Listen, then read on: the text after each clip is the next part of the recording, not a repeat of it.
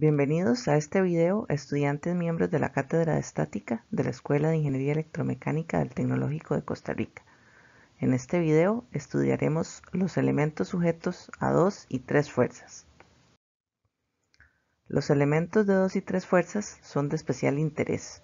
Algunas veces se puede simplificar de gran manera el procedimiento de análisis de un cuerpo con solo identificar si el cuerpo se encuentra sujeto a 2 fuerzas. Al solo haber 2 fuerzas sobre este, la magnitud de las fuerzas será exactamente la misma, pero con dirección opuesta.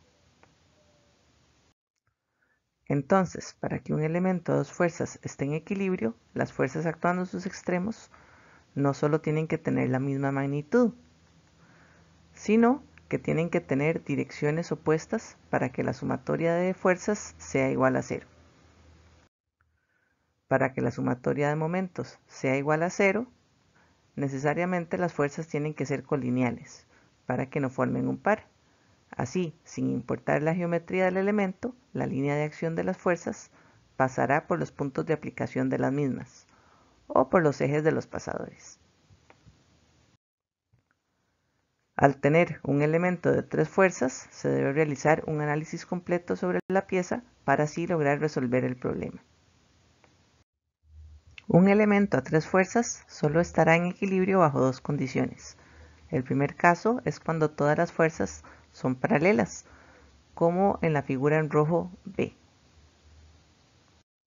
El segundo caso es cuando las fuerzas son concurrentes, como en la figura en rojo A, donde las fuerzas concurren en el punto O, sobre el cual no habrían momentos. Veamos el siguiente ejemplo.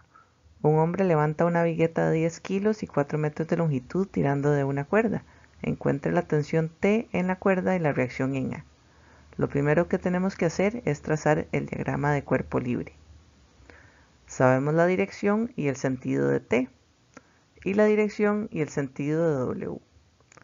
La reacción en A tendrá una componente hacia arriba por el contacto con la superficie horizontal y una componente hacia la derecha por el contacto con la superficie vertical, que podemos indicar como R.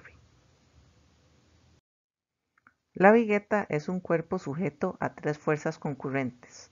Para que el elemento AB esté en equilibrio, R debe pasar por el punto de concurrencia C. El elemento AB de 4 metros forma un ángulo de 45 grados con el eje X y el segmento CB, en el sentido de la cuerda, forma un ángulo de 25 con AB. Debemos incluir las medidas y los ángulos en el diagrama de cuerpo libre para que éste se encuentre completo.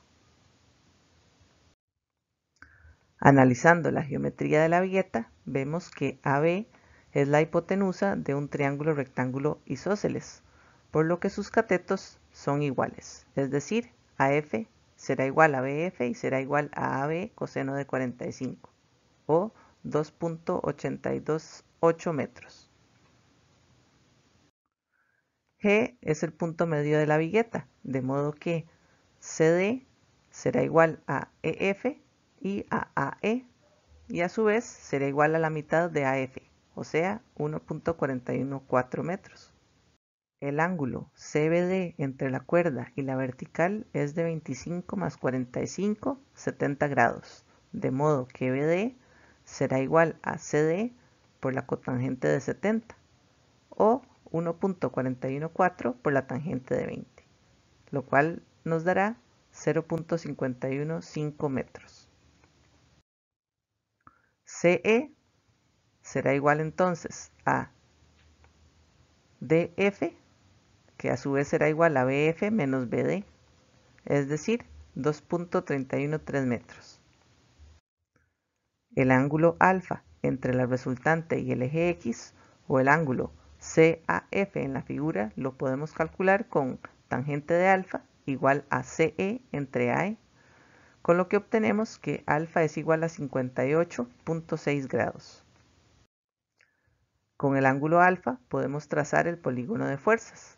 Iniciamos trazando el peso en sentido vertical hacia abajo.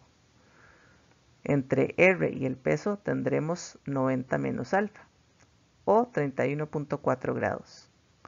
T actúa a 20 grados con la horizontal, es decir, a 90 más 20, 110 grados con respecto a W. El ángulo entre T y R lo obtenemos por diferencia con los ángulos internos de un triángulo. 180 menos 110 menos 31.4, 38.6 grados. T y R los podemos obtener empleando la ley de senos. T entre seno de 31.4 será igual a R entre el seno de 110 y a su vez será igual a 98.1 newtons el peso entre el seno de 38.6 grados.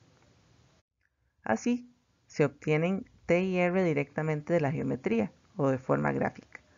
T sería igual a 81.9 newtons en el sentido de la cuerda y R sería igual a 147.8 newtons a 58.6 grados con la horizontal. Muchas gracias.